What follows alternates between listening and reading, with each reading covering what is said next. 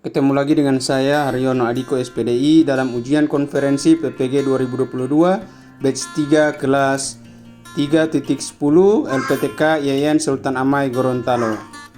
Assalamualaikum warahmatullahi wabarakatuh. Waalaikumsalam warahmatullahi wabarakatuh.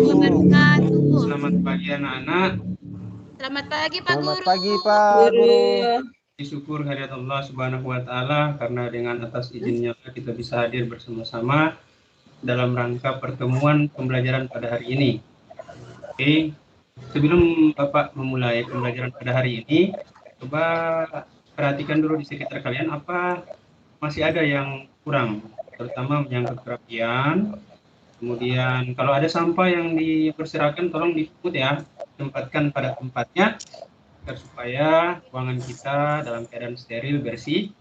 Karena di mana bersih itu kebersihan sebagian dari iman. Mengawali pembelajaran kita pada pagi hari ini, alangkah baiknya kita berdoa, bersyukur kepada Allah, niscaya agar pembelajaran kita pada hari ini diterima oleh Allah Subhanahu wa taala dan membawa berkah. Jadi kita awali dengan doa. Saya persilakan Ketua Kelas Ibu Kelmi untuk berdoa. Ya, terima kasih.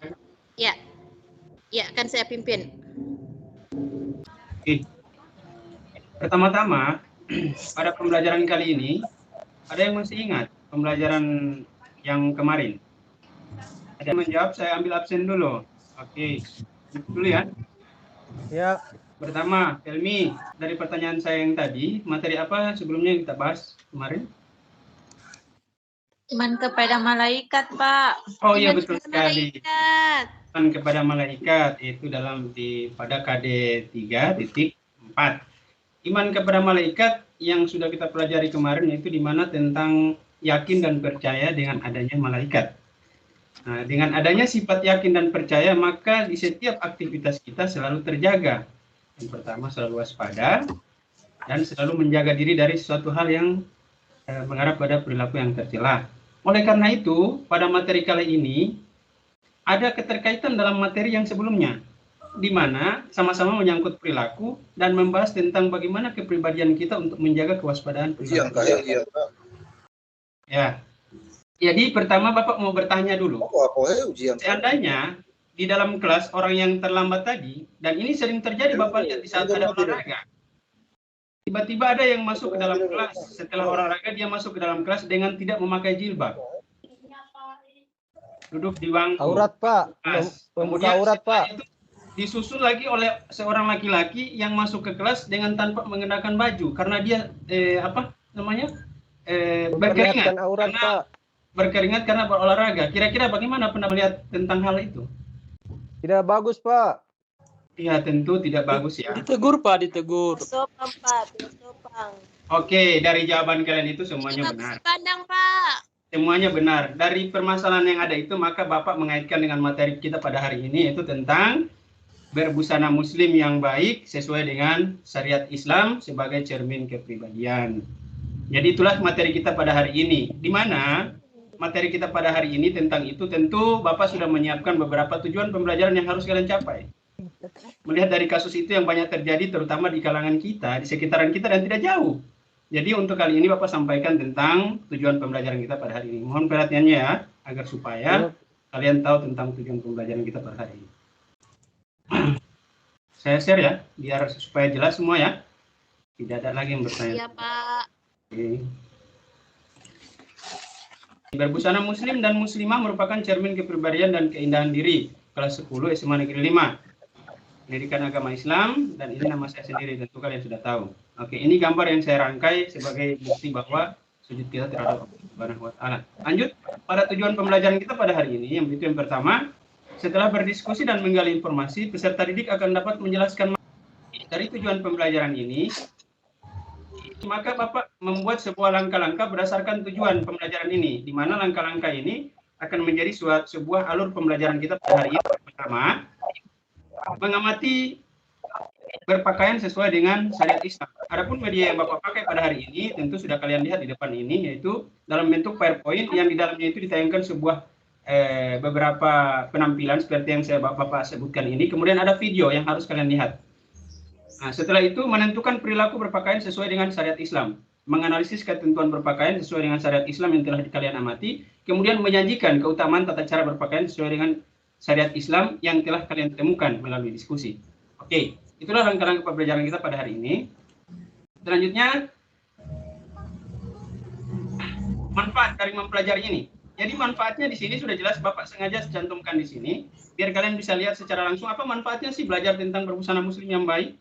Jadi manfaatnya di sini menjauhkan diri dari dosa karena mengumbar aurat dan melanggar perintah Allah, menjauhkan diri dari siksa neraka akibat memperlihatkan aurat pada bukan muhrim, mendapatkan pahala dan rahmat dari Allah Subhanahu wa taala, menjadi wanita yang mulia dan terhindar dari kesan seronok. Jadi itu manfaatnya. Kira-kira dari beberapa tujuan dan manfaat yang Bapak sampaikan tadi, ada yang bisa menambahkan manfaat pembelajaran kita pada hari ini?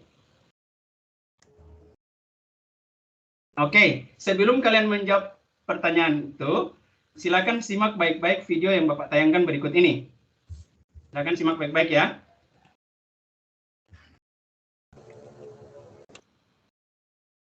Muncul anak-anak? Sudah muncul anak-anak? Muncul Pak, sudah muncul. Ada Pak. Sudah ada Pak.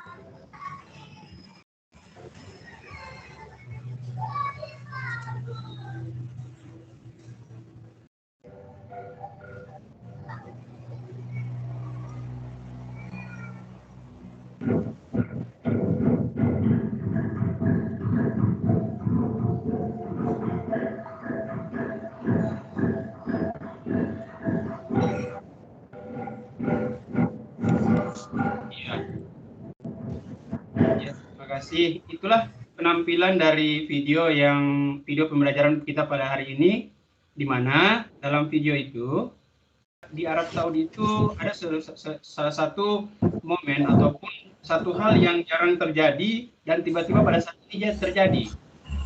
Entah itu mungkin pernah terjadi ataupun bagaimana, tapi itu sesuatu hal yang mengganjil dalam pikiran kita sebagai umat muslim. Adapun dari pengamatan itu, bagaimana pendapat Anda tentang perilaku yang ada di Arab, kemudian bagaimana pendapat Anda tentang pakaian yang ada di Indonesia? Dari penampilan yang ada di Indonesia tadi saya tampilkan, yaitu di mana dari tahun ke tahun ada berbagai macam perbedaan tren dalam pakaian.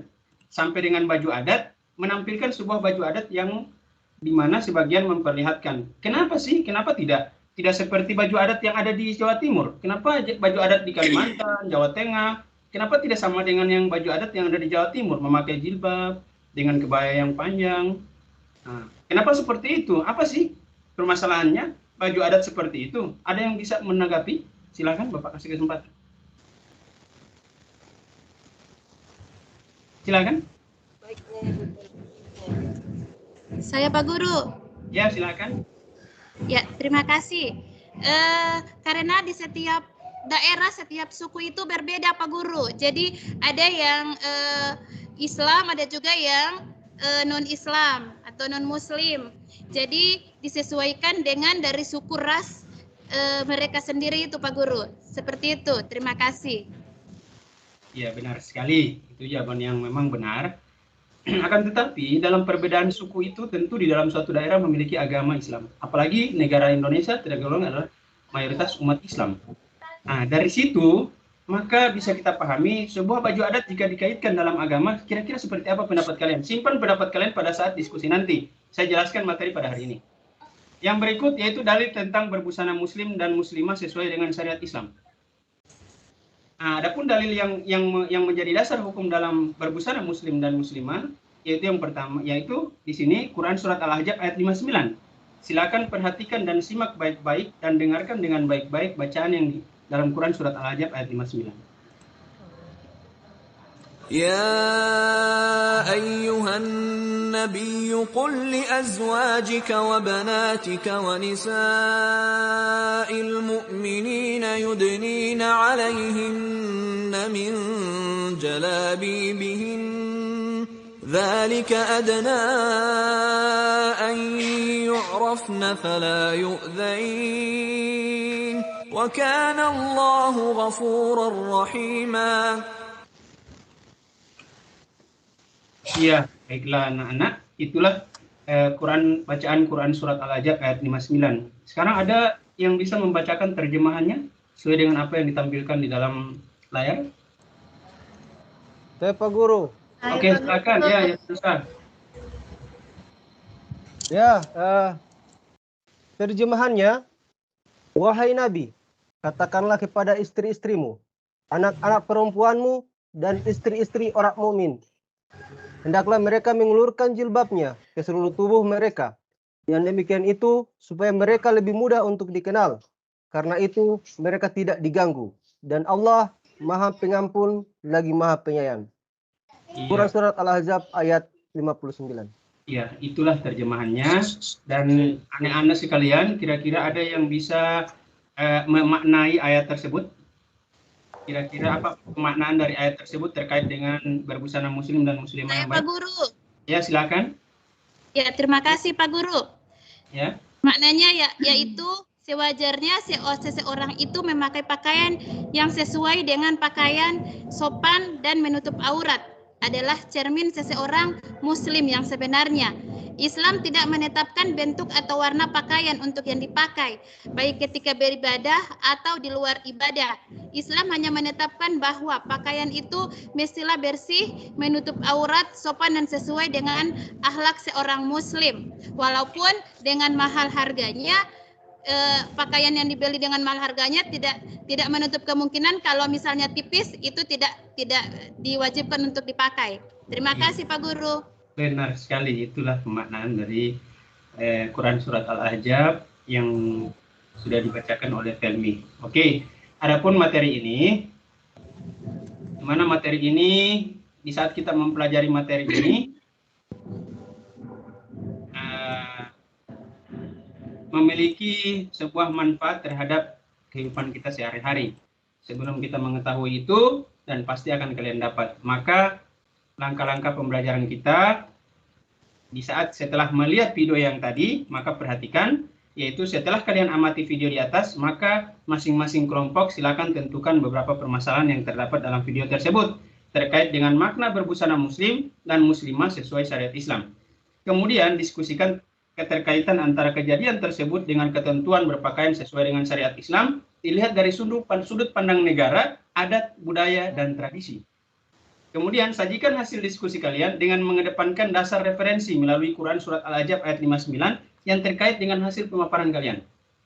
Oke, itulah langkah-langkah pembelajaran yang harus kalian kerjakan pada saat ini. Oke, untuk pembagian kelompok sesuai dengan kontrak pembelajaran kita yang kemarin ya, saya tidak akan merubah. Boleh ya, adik sekalian? Boleh Pak Boleh, Guru. boleh Pak Guru, boleh. 1 Pelmi, kelompok 2 Yermansyah, kelompok 3 Isman. Iya Pak Guru. Oke. Jadi masing-masing memiliki anggota kelompok dan untuk itu Bapak akan membagikan LKPD, di mana LKPD itu di situ ada sebuah gambar yang di mana gambar itu akan diamati dan disesuaikan dengan video yang sudah kalian lihat tadi. Kemudian uraikan sesuai dengan langkah-langkah pembelajaran yang sudah Bapak sebutkan tadi. Yang ini ya. Oke. Bapak beri waktu 20 menit. 15 menit ya, 15 menit karena waktunya ini cuma 30 menit. Saya berikan waktu, Bapak berikan waktu 15 menit. Silakan dikerjakan. Ada yang perlu ditanyakan menyangkut keterkaitan dengan masalah adat istiadat tradisi? Kenapa sih ada itu? Ada yang perlu ditanyakan. Jadi oke, Bapak akan pergi ke masing-masing kelompok ingin menanyakan apa saja kendala kalian di saat mengaitkan masalah yang ada dalam diskusi kalian. Saya Pak Guru. Saya di mana keterkaitan antara siswa yang masuk ke dalam kelas, kemudian negara Arab adalah kota suci, yang dimana kita harus ke sana untuk menunaikan ibadah haji. Akan tetapi dalam fenomena ini terjadi sebuah situasi yang berbeda, di mana mengizinkan sebuah tempat wisata untuk para turis, yang dimana bertentangan dengan syariat Islam, terutama dalam ketentuan. Jadi apapun yang kalian dapatkan itu sudah Bapak kategorikan dalam konsep sebuah kesimpulan di mana kalian sudah memahami dan sudah memaparkan apa permasalahan yang ada. Oke. Apakah dari kalian ada yang bisa menyimpulkan permasalahan itu? Dari gambar yang kalian amati tentang ketentuan berpakaian sesuai dengan syariat Islam, kemudian dikaitkan dengan video yang ada, bagaimana perbandingan antara baju adat di Indonesia dengan ketentuan syariat yang ada di Arab. Kira-kira bagaimana kira-kira solusinya? Ada yang bisa memberikan solusi, ada yang bisa memberikan kesimpulan dengan keterkaitan permasalahan itu? Kalau ada, Bapak kasih nilai plus. Sesuai dengan syariat Islam, Bapak akan tampilkan beberapa konsep PowerPoint yang menjelaskan tentang bentuk-bentuk pakaian yang seharusnya kita pakai sesuai dengan syariat Islam, yang dimana menggambarkan sebuah kriteria pakaian yang sebenarnya. Dari berbagai macam tampilan yang Bapak tampilkan, ini sangat berbeda dengan ketentuan syariat Islam, di mana menggambarkan seorang perempuan dengan berbusana muslim yang baik, seperti inilah bentuknya, anak-anak sekalian. Jadi kemudian yang berikut laki-laki, beginilah bentuknya. Ini adalah baju di saat kita baju resmi di saat kita memakai di luar, entah itu mau kemana. Dan ini baju olahraga yang seharusnya kita pakai dan tidak perlu untuk melepasnya. Karena kenapa? Di saat kita melepaskan baju itu, menghilangkan etika dalam diri kita, yaitu cerminan sebagai kepribadian yang baik. Maka alangkah baiknya dipakai dengan sedemikian baiknya agar penampilan kita menjadi sebuah cermin kepribadian yang baik. Dan ini adalah baju untuk sholat. Tentu semua sudah tahu baju untuk ketentuan untuk sholat. Ada yang memakai sarung, ada yang memakai celana dengan celana panjang. Oke, lanjut ya. Setelah disimpulkan ini, Bapak akan berikan tugas, di mana tugas ini yang akan kalian kerjakan secara kelompok. Inilah bentuk tugasnya. Oke. Islam adalah agama yang besar dan memiliki tingkat kepercayaan yang sangat tinggi. Dalam rukun Islam, terdapat salah satu kewajiban yang harus dipenuhi oleh setiap muslim, yaitu pergi ke Arab Saudi. Lebih tepatnya ke Mekah untuk menunaikan haji. Atau secara sederhana naik haji, maka dari itu kota Arab dikenal sebagai kota suci, artinya terjaga dari segala maksiat. Akan tetapi dalam sebuah berita yang viral di Arab Saudi menceritakan bahwa di Arab telah terjadi fenomena langka, yaitu pemerintah Arab mendirikan tempat wisata untuk masyarakat luar negeri, yang notabene kebanyakan dari turis. Di mana dari segi pakaian menggunakan bikini. Dari uraian pernyataan di atas, maka sebagai sesama umat muslim yang berada di Indonesia, apa yang harus kita lakukan jika hal tersebut terjadi di sekitaran kita? Jadi, berikan tanggapan kalian dalam bentuk uraian sebanyak 2 paragraf. Itu ya, setiap kelompok ya. Yang berikut, sertakan berikan tanggapan manfaat dan kerugian yang ditimbulkan dalam agama. Menyangkut fenomena itu ya. Oke, silakan kalian kerjakan. Bapak berikan waktu 5 menit. Ini bahan refleksi dari hasil diskusi kalian. Oke, silakan Bapak tunggu. Siap, Pak. Oke.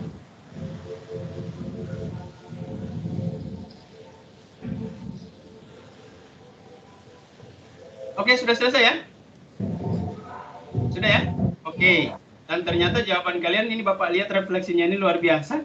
Di sini ada jawaban yang memang sangat menggambarkan bentuk-bentuk perilaku dan perbedaan yang dimana kesesuaiannya itu sangat jelas. Dan akhirnya pembelajaran kita pada hari ini, pada materi kali ini berjalan dengan lancar. Dan dengan hasil ini saya sangat puas dengan hasil yang ada. Terima kasih banyak anak-anakku sekalian.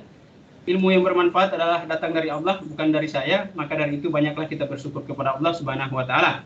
Oke.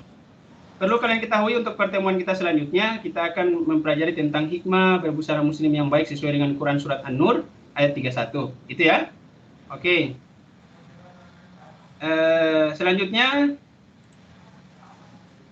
Selanjutnya dari pembelajaran kita tadi, untuk menutup pembelajaran kita pada kesempatan kali ini, saya persilakan untuk Ketua Kelas Yermansyah untuk berdoa, di mana agar supaya apa yang kita telah pelajari, ilmu yang kita telah dapatkan bermanfaat di kehidupan sekarang maupun yang selanjutnya. Oke, silakan Ketua Kelas Yermansyah. Ya, terima kasih Pak Guru. Baiklah teman-teman, sebelum kita akhiri pembelajaran pada hari ini, mari kita berdoa. Berdoa mulai yang insya Allah akan dipimpin oleh saya sendiri. Rabbana atina fid dunya hasanah wa fil akhirati hasanah wa qina adzabannar. Subhana rabbika rabbil izzati amma yasifun. Wassalamun alal mursalin walhamdulillahirabbil alamin. Assalamualaikum warahmatullahi wabarakatuh. Iya. Waalaikumsalam warahmatullahi wabarakatuh. Dengan berakhirnya doa tadi, maka berakhirlah pembelajaran kita pada hari ini. Demikian, billahi taufiq wal hidayah. Wassalamualaikum warahmatullahi wabarakatuh. Waalaikumsalam warahmatullahi wabarakatuh. Assalamualaikum warahmatullahi wabarakatuh. Waalaikumsalam warahmatullahi wabarakatuh. Oke, baik. Jadi untuk penampilannya Pak Haryono, intonasinya masih terlalu datar lah ya. Tapi karena ini bukan mengomentari ya, sudah saya hanya bertanya Pak Haryono. Iya. Itu dalam pembelajaran, apalagi berkaitan dengan pengembangan materi ya, boleh enggak seorang guru itu membanding-bandingkan antara satu negara dengan negara yang lain? Apalagi menyimpulkan, oh negara ini lebih bagus, negara ini kurang bagus itu. Itu etikanya benar enggak?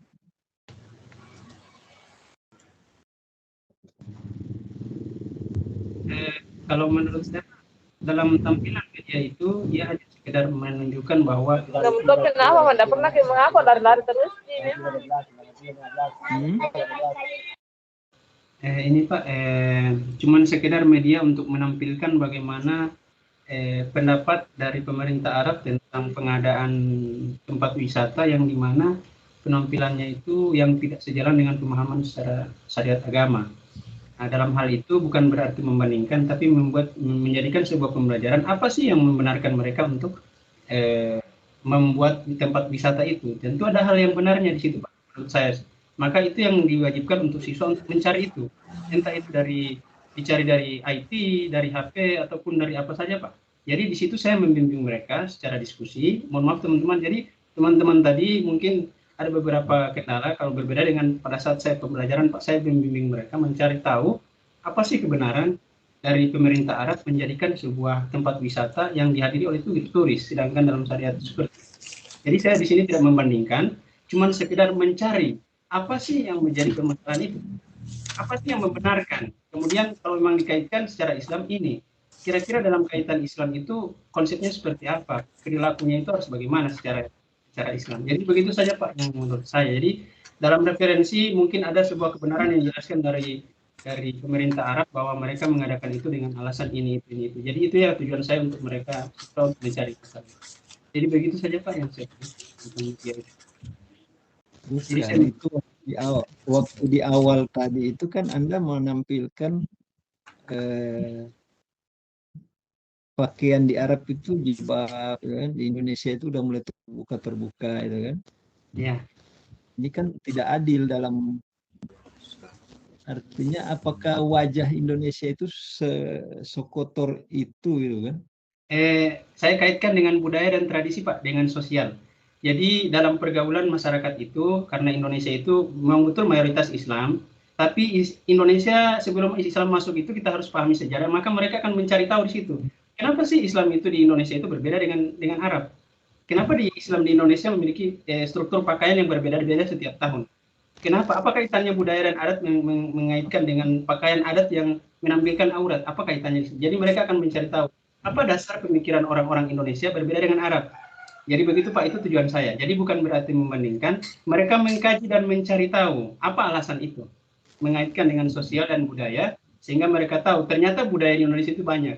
Beraneka ragam budaya, sehingga dalam sejarah Indonesia itu, Indonesia bukan diawali dengan agama Islam, tapi agama lain yang mengaitkan tentang budaya, sehingga berkembang pada saat ini Pak. Seperti itu Pak.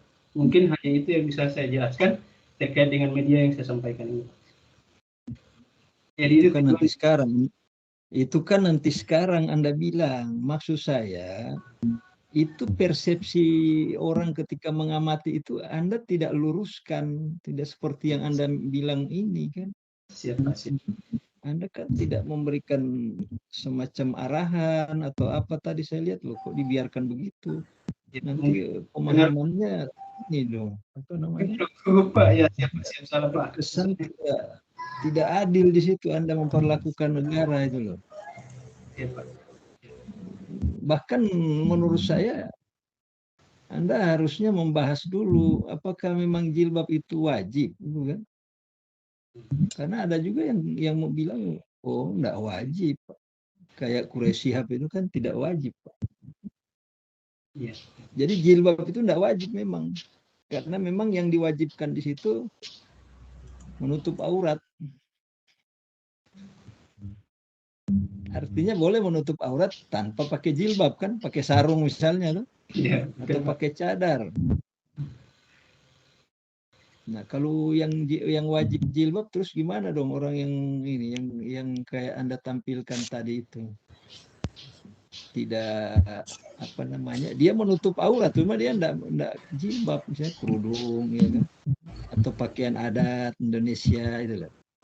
Anda kan nampilkan tadi, harusnya Anda langsung klarifikasi bahwa jangan lihat soal pakaiannya ya kan. Tapi yang intinya adalah sama-sama menutup aurat, karena ayat itu walaupun tidak memerintahkan menutup aurat, yang diperintahkan adalah menggunakan jilbab. Tadi kan dibaca oleh Pak Yerman itu kan cuma jilbab, tidak aurat nggak ada, tapi Anda punya materi kan aurat bukan jilbab. Nah, Anda ini mau membahas aurat atau jilbab sebenarnya ya kan? Yang dimunculkan di ayat jilbab, yang di PowerPoint aurat. Wah, ini nggak konsisten Anda, baru Anda nggak selesaikan itu problem itu. Malah Anda lebih kacaukan lagi, ada pakaian-pakaian adat, tapi Anda tidak bilang bahwa itu juga sejalan dengan ayat itu loh. Walaupun ayat tidak menyebut pakaian adat. Karena ketika Pak ini baca kan habis tampil jilbab tadi, tiba Anda menunjukkan dalilnya lagi. Dalilnya cuma jilbab. Nanti konotasinya Arab dong. Itu kan yang saya tangkap tadi. Karena tiba-tiba habis video itu, tiba-tiba ada ayat, Pak. Dan ayat itu tidak menyebut aurat. Menyebut jilbab di situ. Di ayat itu cuma jilbab yang diperintahkan. Nah, sementara Quraisy Shihab juga berpandangan, oh enggak, jilbab itu enggak wajib. Itu kan cuma pakaian. Yang wajib itu nutup aurat, bukan jilbabnya. Oke, jadi salah paham nanti siswa gara-gara Anda punya. Siap dikoreksi. Ya, oke, untuk pertanyaan kedua. Itu evaluasi tadi, itu maknanya beda nggak evaluasi dengan pemberian tugas? Sama atau beda itu? Memberi tugas dengan tadi itu ada pertama menyimpulkan ya kan, tiba-tiba Anda kasih problem, baru Anda evaluasi problem lagi, tiba-tiba tugas kelompok problem lagi. Nah ini gimana ini? Hanya kayak nggak ada beda-bedanya di situ. Harusnya kan mana kesimpulan itu nggak usah ada problem. Nah, tapi Anda jawab dulu, apa pemahaman Anda tentang apa itu kesimpulan, apa itu evaluasi, dan apa itu tugas?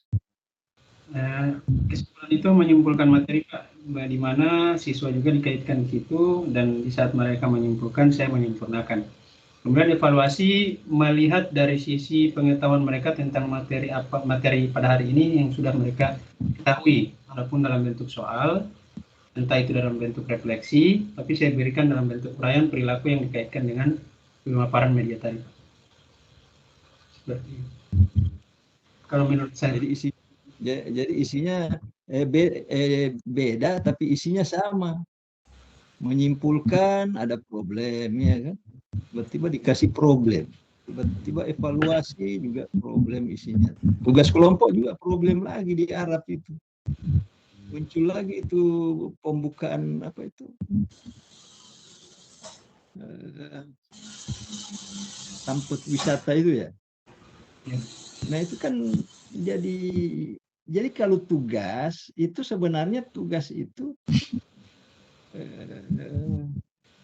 bukan lagi problem dia. Kalau problem seperti itu kan nanti ya, semua bersaing dengan PBL. So PBL so kacau, Pak. Hanya karakteristik tugas itu tidak jelas. Seperti apa sih tugas? Seperti apa sih kesimpulan? Seperti apa evaluasi? Jadi tidak asal-asal taruh begitu saja. Oh, saya mau taruh jadi tugas ini. Oh, saya mau taruh jadi evaluasi ini. Jadi akhirnya problem itu dibagi-bagi. Ada yang problem yang di sebelah sana, ada yang problem di sini. Tapi intinya problem sebenarnya di PBL. Tapi PBL itu lain yang evaluasi. Evaluasi itu untuk mengukur tujuan, ya. Kalau tugas untuk mempermantap apa yang dievaluasi siswa belum bisa capai, nah itu ditugaskan, itu loh. Kan Bapak evaluasi kan, tiba-tiba hasil evaluasi, oh soal nomor 3 ini masih lemah. Nah, yang nomor 3 itu jangan Anda siapkan sebelumnya. Kalau begitu berarti Anda punya memberi tugas itu tidak untuk menguatkan hasil evaluasi. Jadi ini saya lihat nilai Anda untuk soal nomor 3 banyak yang kurang.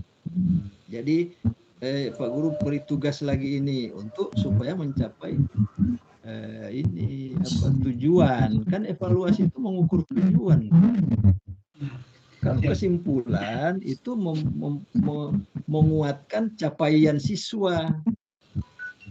Ya, Pak. Capaiannya di mana dia, apa saja yang sudah diperoleh siswa.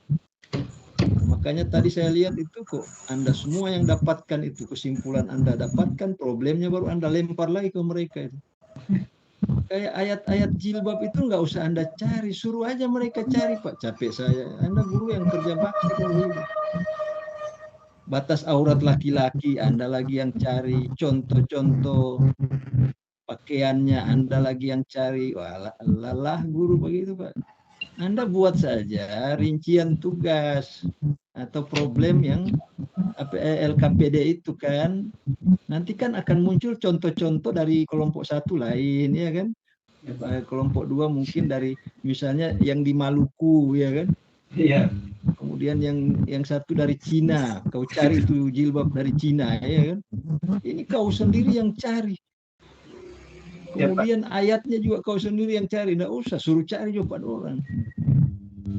Batas aurat laki-laki, nah itu mereka sendiri yang menemukan, itu baru mantap. Tapi kalau Anda siapkan itu namanya menyuapi. Anda yang cari, Anda yang kasih, Anda yang simpulkan, baru mereka dikasih problem, dibiarkan saja. Itu pun tidak ada kaitannya dengan hasil evaluasi Anda punya tugas itu. Jadi kekacauan makin banyak sih. Nah, itu karena Anda tidak bisa memahami apa itu evaluasi, apa itu tugas, apa itu kesimpulan. Oke, saya kira begitu dulu. Saya persilakan Pak Wahab. Untuk Pak Aryono. Halo Pak Aryono. Ya Pak, ya. Oke, pertanyaan yang pertama adalah dalam kegiatan pembelajaran itu ada yang disebut dengan kebenaran konsep. Ya. Kira-kira Bapak jelaskan seperti apa itu konsep yang benar itu? Iya. Konsep yang benar itu pertama kita harus mengetahui fakta. Pertama itu fakta. Ya, di kemudian yang pertama fakta, kebenaran konsep ini Pak yang dalam artian pada proses pembelajaran Pak, konsep yang dibawakan seperti itu Pak. Jadi yang berikut yaitu materi yang mengandung fakta atau segala hal yang mewujudkan kenyataan dan kebenaran seperti objek yang ditampilkan, kemudian peristiwa ataupun sejarah yang ditampilkan, kemudian orang ataupun subjek yang memang menjadi sebuah permasalahan dalam konten itu atau konsep itu. Itu mungkin itu yang bisa saya simpulkan. Itu sesuai dengan pemahaman saya. Kebenaran konsep. Apakah ayat juga itu merupakan sebuah kebenaran konsep? Ya, betul Pak. Karena itu merupakan sebuah dasar pemikiran. Kalau dalam agama itu kan tentu ada keterkaitan dengan dalil, di mana membenarkan sebuah dasar pemikiran dalam suatu materi yang dikaitkan dengan bagaimana cara Anda, bagaimana cara Bapak meyakinkan kepada mereka bahwa konsep Quran itu benar? Coba bagaimana cara Bapak untuk mengkolaborasikan antara konsep Quran itu benar menurut mereka, tapi tanpa keyakinan. Coba bagaimana menurut Bapak bahwa secara ilmiah ini benar? Coba bagaimana cara Bapak? Ya, yang pertama Pak, kita tampilkan ayat dalam konsep pembelajaran ini Pak. Yang pertama kita tampilkan ayat, kemudian kita terjemahkan. Setelah kita terjemahkan, kita maknai. Apa sih makna dari ayat tersebut? Setelah kita maknai, maka kita tentukan di situ tujuan mempelajari konsep melalui dalil itu apa sih? Begitu Pak. Jadi agar peserta didik paham di mana ada beberapa hal-hal utama yang dalam dalil itu yang mengutamakan bahwa materi itu penting. Seperti itu Pak. Mungkin hanya itu yang bisa. Tapi itu masih dalam bentuk keyakinan Pak. Kalau untuk kayak begini Pak Haryono, ya. Kan kebenaran konsep itu kan pertama kan kita ambil dalil, ya kan? Ya. Kita kalau fokus kepada dalil kan anak-anak itu kan belum percaya karena itu butuh keyakinan. Nah, bagaimana Bapak membawakan dalil ini kepada hal yang real? Coba bagaimana? Coba. Itu namanya kebenaran konsep antara Al-Quran dengan kenyataan yang ada. Bagaimana cara Bapak itu? Kebenaran konsep. Kenyataan yang real. Maksudnya untuk mengaitkan dengan kenyataan yang real begitu Pak? Iya, jadi kan tinggal cara Bapak bahwa ini ayatnya seperti ini. Kemudian kita bawa kepada kebenaran konsep, kebenaran ilmiah bahwa apa yang disampaikan pada Al-Quran ternyata benar. Jadi kira-kira itu kreativitas Bapak yang saya lihat seperti apa? Bagaimana cara Bapak untuk mengaitkan itu? Bahwa supaya anak-anak paham secara logika. Benar juga ya. Kan begitu. Ayat, jika kita kaitkan dengan konsep itu kan ada berbagai macam. Kalau di ayat itu memang dalam dikaitkan dengan konsep nyata Pak, memang agak berbeda. Untuk mencari kebenaran itu, maka kita perlu menampilkan ataupun menyampaikan ayat tersebut dengan secara rinci ataupun secara makna yang memang jelas, kemudian memiliki dasar pemikiran yang memang harus tepat Pak, sehingga pada konsep pembelajaran itu dikaitkan dengan materi akan berbau seperti itu. Padahal materi ini asik sekali kan, materinya kan pertama kita bawa ayat, ya kan, Kiki kan itu kita bawa ke dunia. Dua, enggak, Quran itu wajib, kan begitu, benar enggak? Coba nanti kita buat yang ternyata menurut Allah itu wajib. Kita ambil orang wanita, kemudian dalam keadaan telanjang, apa yang terjadi? Ya, yang terjadi kan kita bersama kan apa yang terjadi ketika seorang perempuan berjalan tidak memakai baju dan lain sebagainya.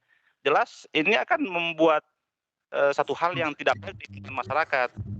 Maka dapat kita simpulkan ternyata menutup aurat itu wajib dan harus benar-benar diwujudkan karena sangat berpengaruh kepada kehidupan masyarakat ketika kita menutup aurat. Itu disebut dengan konsep Al-Quran dibawa ke dunia nyata. Benar nggak Al-Quran mengatakan bahwa menutup aurat wajib? Coba dampaknya apa sih? Coba kita uji. Nah, itu maksud saya. Dan ada salah satu manfaat di saat saya ambil dalam sebuah cerita keterkaitan ayat, mungkin ini akan saya kembangkan dalam pembelajaran nanti, mungkin sebuah referensi yang bisa saya sampaikan dalam sebuah kasus di mana jika orang berpenampilan menarik dengan berbusana muslim yang baik, di suatu kasus berjalan di suatu tempat yang dihadiri oleh berbagai macam kerumunan, tentu orang yang memakai berbusana muslim yang baik tentu yang pertama memiliki kepribadian yang baik, di mana di saat dia melewati orang lain mencerminkan sebuah kepribadian, tentu dia akan memberikan salam. Orang yang melihat pun bagi seperti itu pasti akan memberikan salam. Berbeda dengan kaitannya dengan orang yang tidak memiliki penampilan yang sesuai dengan kepribadian yang baik, tentu akan berlawanan.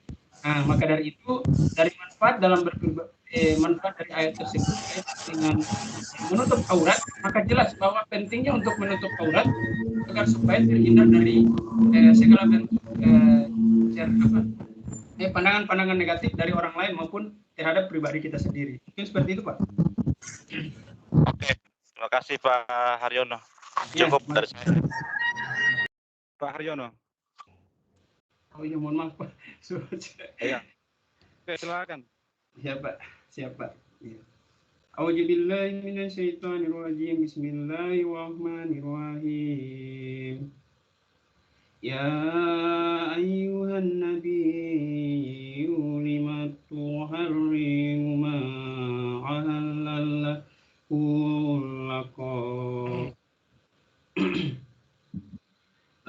tabtaghi mardata azwajik wallahu ghafurur rahim. Qad faradallahu lakum tahillata aymanikum wallahu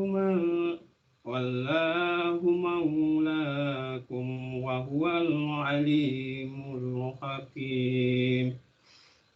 Wa ij'alsarran nabiyyu ila ba'dil azwajihi hadis falamma nabbat bihi wa azharahu Allahu alaihi arrafa ba'dahu wa atrada an ba'di walamma nabba'aha bihi qalat man anba'aka haz qala nabba'ani al-alimul khabir. Shadaqallahul azim. Bu bisa sorong sekitar 2 meter dari kamera supaya kami lihat secara langsung Bapak Ibu sedang menulis. Kan jelas di sana ya? Jelas Pak. Oke, mulai. Jadi ayatnya cuma 2 kali saya baca. Perhatikan baik-baik. Wa idh ta'adzana rabbukum wa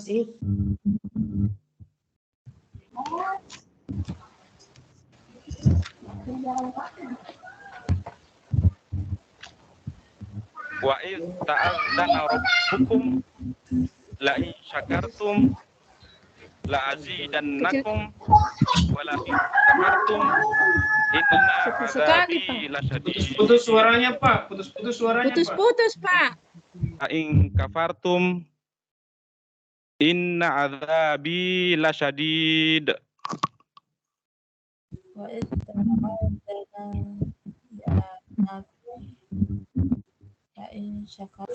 Buka dulu itu. Masih barekam tuh ini. Di download dulu Bu, di download. Iya masih barekam. Ibu Erina simpan aja, hentikan barekam. Baru pas